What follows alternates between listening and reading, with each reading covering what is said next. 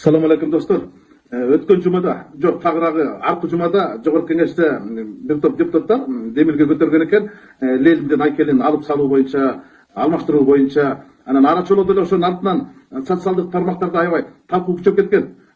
Туура кылат депутаттар, демилгесин колдойбуз, Лелинди жоготуш керек, Лелинде эмне кереги бар дегендей кылып, жана мен ошондо посттордун бирине комментарий калтырып койгом. Ай, Лелин силерге эмне жамандык кылды? Лелинге тийишпей оокатыңарды кыла бергилечи.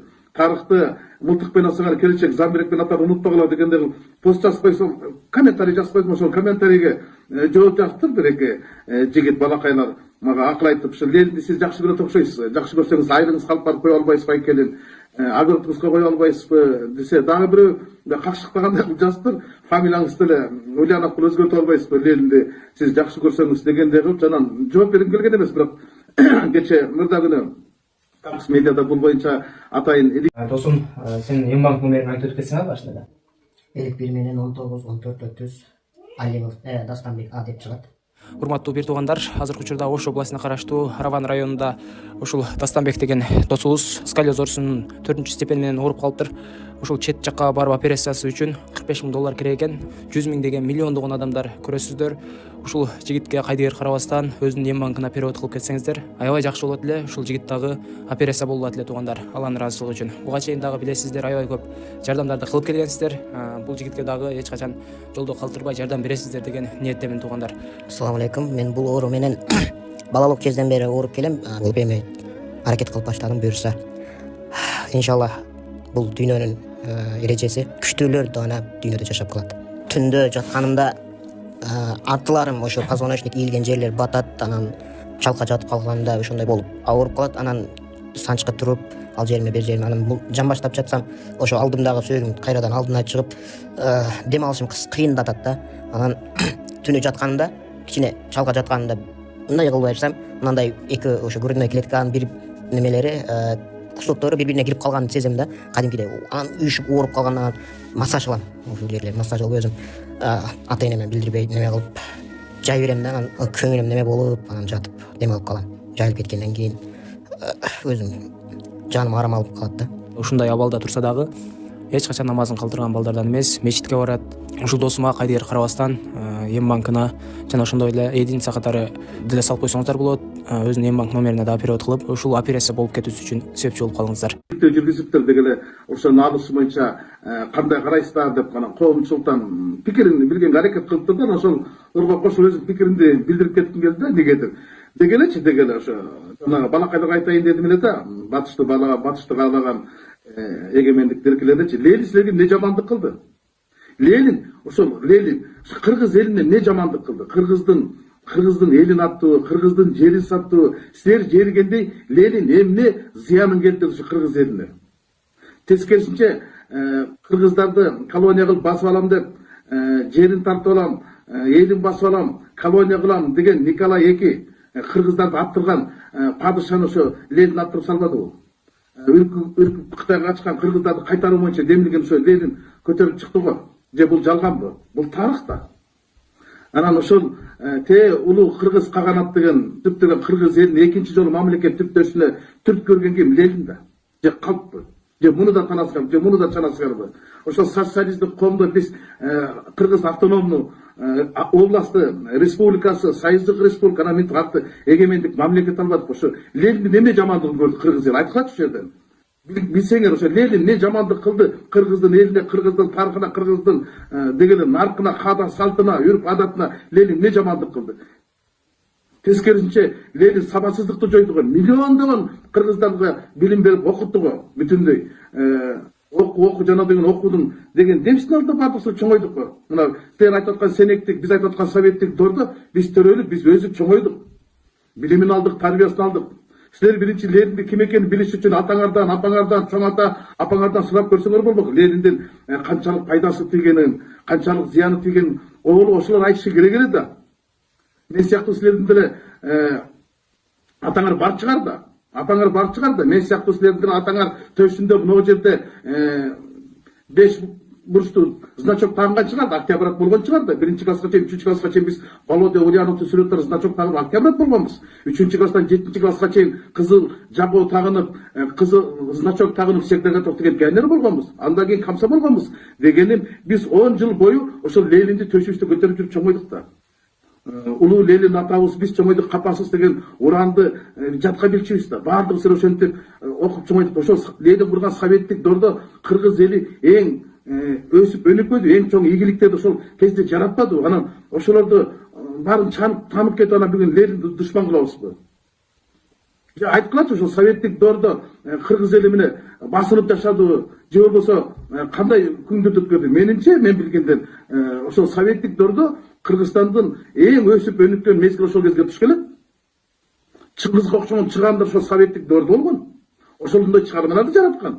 Азыркы эгемендиктен кийинки акын жазуучулардын китептери ошончо тилге которулуп басылып чыгып атабы? Чыңгыздыкынан кыйын чыгарма жазган жазуучулар барбы? Айткылачы. Жок да. Симонкулдан ашкан мыкты актерлор барбы? Айткылачы. Жок да. Бүйсарадан ашып кеткен бийчиңер чыктыбы кыргыздан? Жок да. Ошонун баары советтик дордо чыкпайбы? Тасмаларды айтып эле коеюн. Эң мыкты деген тасмалар ошол кезде тартылды да. Бөөр зындан, Агылбестин тукуму, Караш, Бет Жамила деген, эмне деген тасмалар тартылды. Эмне деген залкар корифейлер өттү. Төлөмүш Шөкөев, Болот Шамшиев, Доорунбек Садырбаев, Геннадий Базаров, Динара Хасанов сыяктуу режиссерлор. Аларды аша турган, аларды баса турган режиссерлор чыктыбы? Кадырбек Осмоналиевдей олимпийский чемпиондор чыктыбы? Чыккан жок да. Иса Акунбаевдей хирургдар чыктыбы? Чыккан жок да. Жаша турган. Буну да тааныш керек. Мына ушулардын баардыгы ошол Ленин түптөгөн, Ленин күчтөгөн советтик доордо ошол мезгилде кыргызды бүтүндөй дүйнө жүзүнө таанытып атпайбы? Же бу да калппы? Кыргыздын адабиятынын, маданиятынын өсүп өнүккөн мезгили туруптур ошол Ленин түптөгөн 73 жыл өмүр сүргөн советтик доорго барып такалып атпайбы? Бул тарых да. Силер Лениндин айкелин жылдырып койгула. Бирок Ленинди биздин жүрөгүбүздөн жылдыра албайсыңар да. Биздин жүрөгүбүздөн жылдырып көмүп салган күндө дагы тарыхты көмүп сала албайсыңар да. Бул дагы чындык да. Ушу Ленинге тийишпей эле жашай берсек болбойбу? Мен ушуга түшүнбөйм. Эмне үчүн депутаттар ушул демилген көтөрүп калды? Мен дагы түшүнгүм келбейт. Айтар элем, урматтуу депутаттар, силердин араңарда деле Октябрат пионер комсомол болдуңар да, Лениндин орусияты менен чоңойдуңар да, анан ушу калыс сөзүңөрдү айтып койгула да, ушу Лениндин темасынан башкасына кыла бербейт. Эми баарыбыз жакшы билебиз го, ал кезде биздин эки атабыз бар болчу да, Манас ата, Ленин ата, туурабы? Ошол эки атабыз эки аянтта турат. Ошол эки атабыздан башкасын кыла берсек болбойбу же? Эмне аларды алмаштырыш керекпи? Туун алмаштыргандай. Манас ата ата аянтта турсун, Ленин ата эски аянтта турсун. Ушундай эстерди дегенде империяны куруп, канча деген сабатсыздыкты жоюп, мамлекет түптөгөн Ленинден бир 6 метр квадрат жерде аяп калдыкпы? Анан Турдакыр Усубалиевдин айкелин коюп отурбайсыңарбы? Туугандар, Турдакыр Усубалиев тирүү болгондо ошол кишиге обол ушул сөздү демилген айта турган болсоңорчу, ашата сөкмөк. Жөн эле койгула деп, анткени ал киши өмүр бою ошол коммунисттик партиянын мүчөсү болуп өттү да.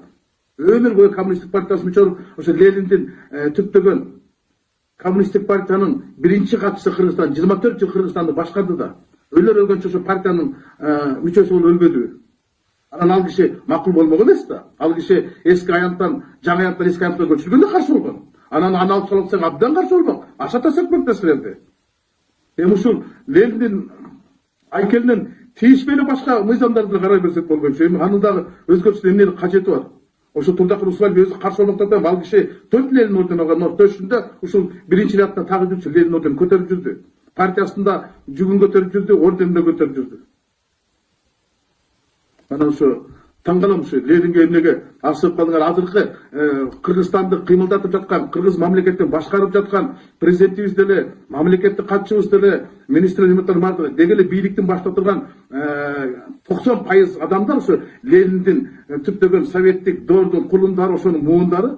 Алар деле өздөрүнүн сөздөрүн айтышы керек да, ошо Ленинге тийишпей койгулачы депчи. Рахмат деди Эдил Жолдубаевичке Байсалов айтыптыр. Ал мен ойлойм ошол өкмөттүн позициясы ушундай эле болуш керек депчи. Президенттин президент катчысы дагы айтканын эшитип калдым. Андай болсо ал туура. Анткени бардыгыбыз ошол доордун адамдарыбыздар. Анан биз тарыхты мындай тарыхты тазалабай, тарыхты жазалабай эле өзүбүздүн арыкты тазалап кете бербейлиби?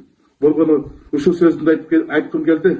Урматтуу достор, ошо Лениндин элге, кыргыз элине эбегейсиз эмгеги болгонун, аны бүгүн жериштин кереги жок экенин, аны алмаштырыштын да кереги жок экенин, эми Лениндин болгон бир айкели калыптыр, анан кийин тээ тоолордо Лениндин чокусу бар.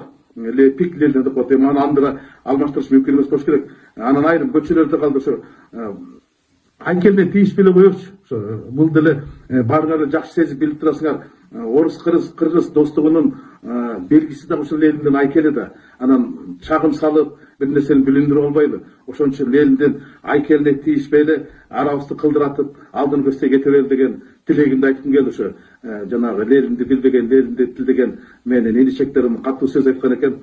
Ошолорго жооп беретин айтайын деп бир аз ачуу калтырып койдум окшойт. Ушуну айткым келди, урматтуу достор. Рахмат. Ширекматпы, Тилекматпы, Гүрөңов деген бала. Гүрен деген кыргызда ат жок өзүчө. Курен деген. Мен угуп элекмин мен.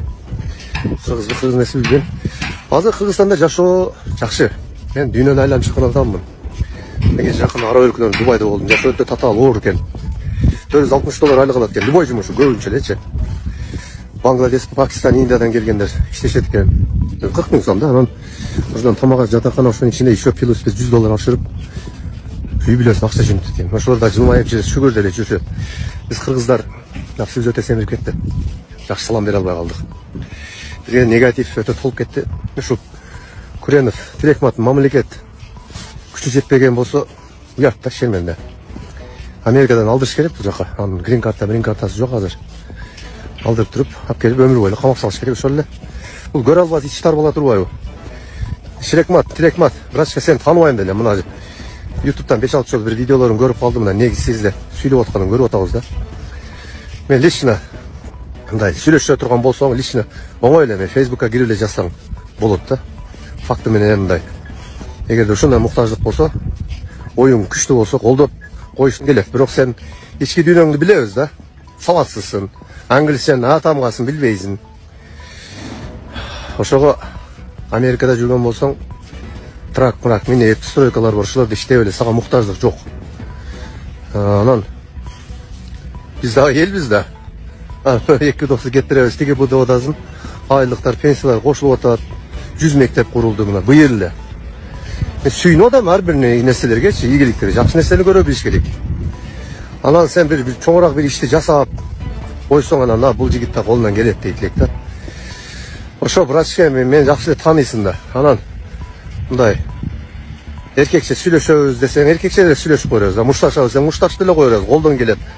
Дух деле жетет. Сен духуң 10 болсо, биздики 100, Аллага шүгүр. Досторумдан сурасаң айтат. Өнөр башка, мүнөз башка да. Кой деп угуп жүрөм да, мындай эмне депчи.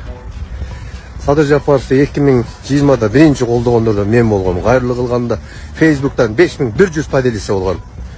Мен азыр сыймыктануу менен айтам, мен колдогом деп. Бүт Кыргызстан кыдырып чыккам. Кыдырып чыгып, колдогон элдерме 80% өтөт дедим, 80%. Биз да жашыбыздан бери талаада жүрөбүз да. Көчөдө жүрөбүз. Ошого алдын ала мындай айтып коеюн, сендин келечегиң жок баласың. Эркекчелер саясаттан ордуң таба албайсың. Андан көрөк өзүң окатын кыл. Анан эгер кызыккан суроолоруң болсо, мына мага личка Facebook'ка, Instagram'дан жазсаң, номерди берем, сүйлөшөбүз. Мына тынчтык элди мына козута албайсың. Колуңан келбейт да. Жөн окатын кылып, революция кыла албайсың. Ошо туугандар таркатып койгула. Эми мындай кал сөздү айтып коюш керек да. Кысмайып отурган жаман мындай жактырбайм да мен. Мындай шарт мына болгондой айтабызчы. Тартип керек Кыргызстанга болду. Эл өзүнүн окатын акырын мындай кыбырап, кыймылдап алдыга жыла берет. Тынчылык керек. Дүйнөдө көрүп атабыз нелер болуп атканынчы. Ошо Америкадагы жашооңду да көрүп келгем менчи. Бир эмес 3 жолу барып келдим Америкага. Ошол жактагы Америкалардан 10 эсе бактылуубуз. Ошого